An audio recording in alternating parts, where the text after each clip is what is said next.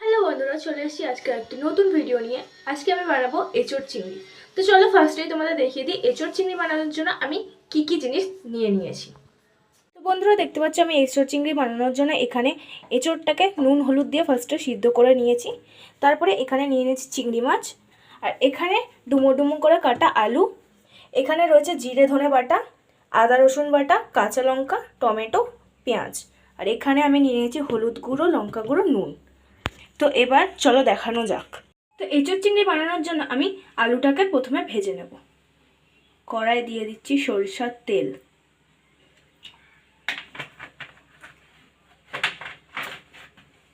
এবার তেলটা গরম হয়ে গেলে আলুগুলো ভেজে নেব। এবার আমার তেলটা গরম হয়ে গেছে, এবার আমি এতে আলুগুলো ছেড়ে দেবো।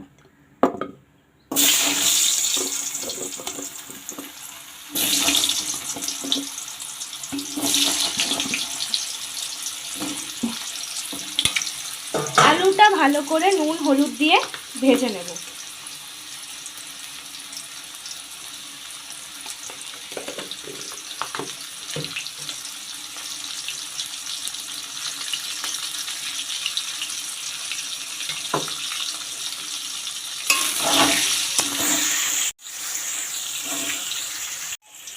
আলুগুলো ঢাকা দিয়ে দিয়ে ভেজে নেব, যাতে আলুগুলো সিদ্ধও হবে আর ভাজাও হবে। এরকম উল্টে পাল্টে ভেজে নেব।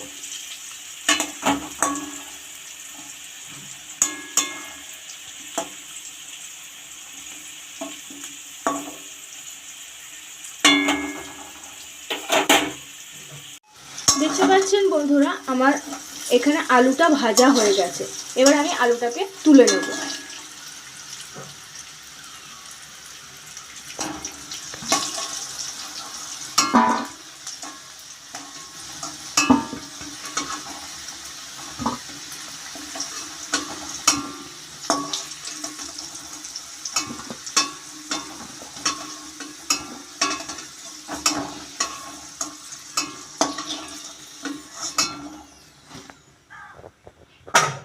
এবার আমার আলু ভাজা হয়ে গেছে। এবার এই তেলের মধ্যেই আমি এঁচোড়টাকে ভেজে নেব।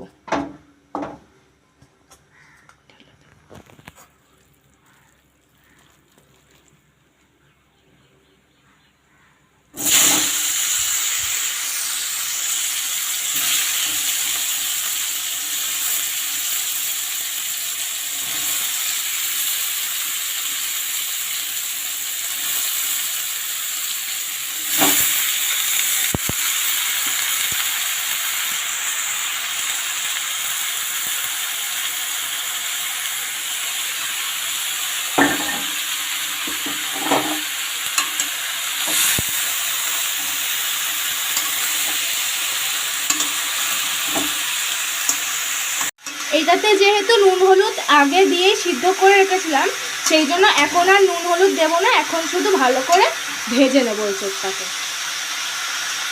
এঁচোড়টা আমার ভাজা হয়ে গেছে, এবার এটা আমি নামিয়ে নেব। এবার আমি চিংড়ি মাছটা ভেজে নেব। তার জন্য এর উপরে নুন,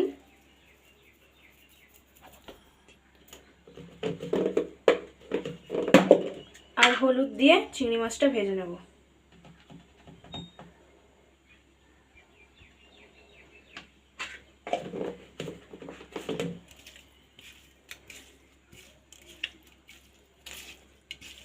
চিংড়ি মাছ ভাজার জন্য এবার আমি কড়াই তেল দিয়ে দেব।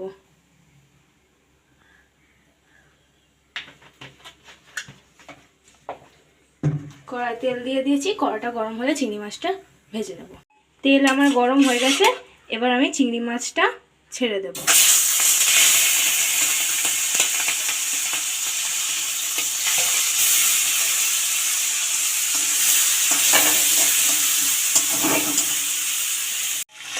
দেখছেন আপনারা যে আমার চিংড়ি মাছটা ভাজা ভাজা হয়ে গেছে। এবার তুলে নেব এটাকে।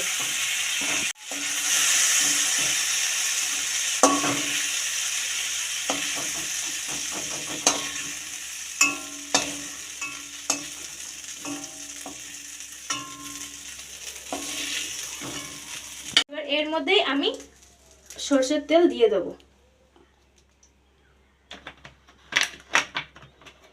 গরম হয়ে গেছে, এর উপর আমি দিয়ে দিয়েছি তেজপাতা আর গরম মশলা। এরপর আমি পেঁয়াজটা ভেজে নেব।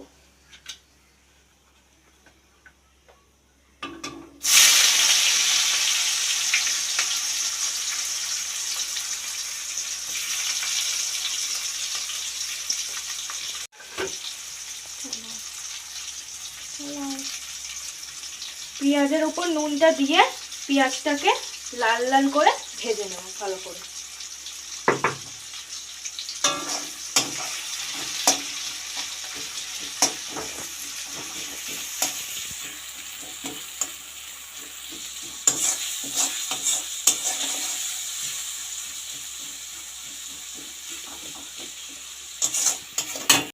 পেঁয়াজটা আমার লাল লাল করে ভাজা হয়ে এসছে। এবার আমি এতে আদা রসুন বাটাটা দিয়ে দেব। এবার আমি আদা রসুন বাটাটা দিয়ে দেব।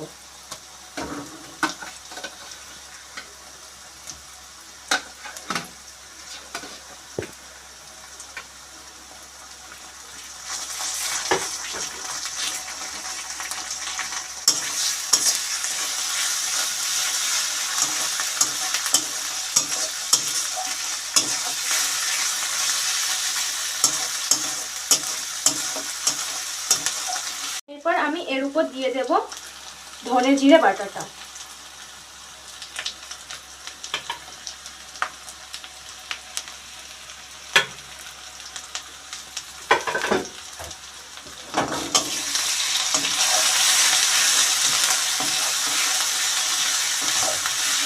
ধনে জিরে বাটাটা দেওয়ার পর আমি এতে দিয়ে দেব কাঁচা লঙ্কা আর টমেটো। আপনারা আপনাদের পছন্দ মতো ঝালটা দেবেন। এরপর আমি দিয়ে দেব হলুদ গুঁড়ো,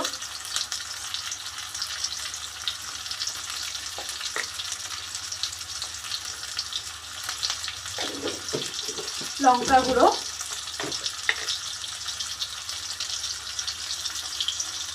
বারবার বলছি ঝালটা আপনারা আপনাদের পছন্দ মতো দেবেন, আর নুন, কারণ আমি পেঁয়াজ ভাজার সময় অল্প নুন দিয়েছিলাম, তাই এখন অল্প দেব। যেহেতু পেঁয়াজ আলু এসব সব কিছুতেই আমি আগে থেকে নুন দিয়ে রেখেছিলাম, সেই জন্য অল্প করে এখন দিলাম মশলাটা। এবার এটাকে ভালো করে কষাবো। মশলা বাটার জলটা দিয়ে দেব, কারণ মশলাটা না হলে ধরে যাবে নিচে।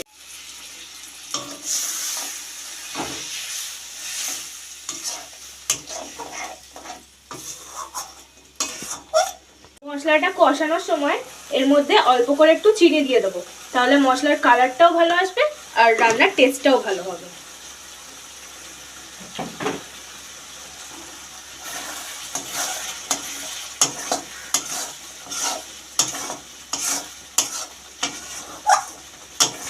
সব রকম মশলা দেওয়া হয়ে গেছে, এবার আমি এটাকে ভালো করে কষিয়ে নেব।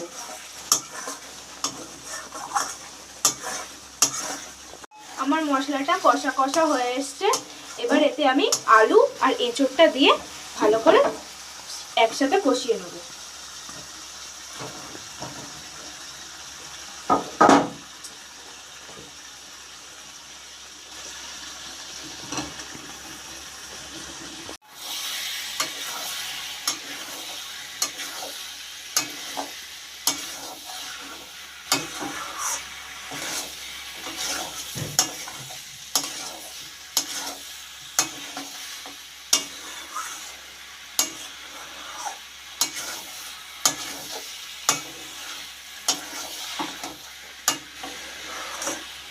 এঁচোড়টা কষানো হয়ে গেছে, এবার আমি চিংড়ি মাছটা দিয়ে এতে জল দিয়ে দেব।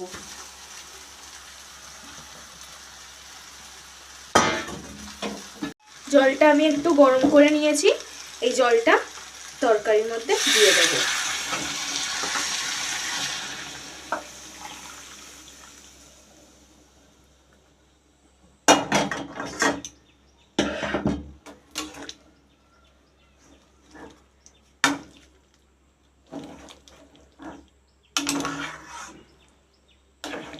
গরম জলটা দিয়ে আমি এটা নাড়িয়ে নিয়েছি, এবার এটাকে ফুটতে দেব।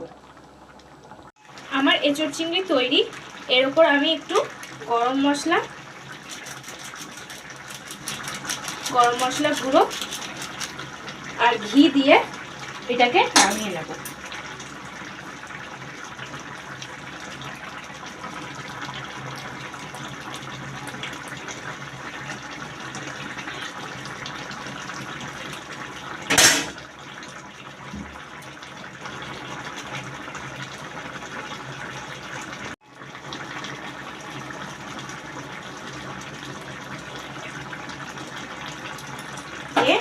এবার নেড়ে নিয়ে নামিয়ে নেব।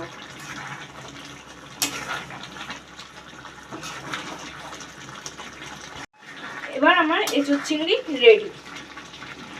তো বন্ধুরা, মাঠ পাটা তো অনেক খাওয়া হয়েছে, এবার গাছ পাটাটাকে এরমভাবে বানিয়ে একবার খেয়ে দেখবেন, দুর্দান্ত খেতে হয়।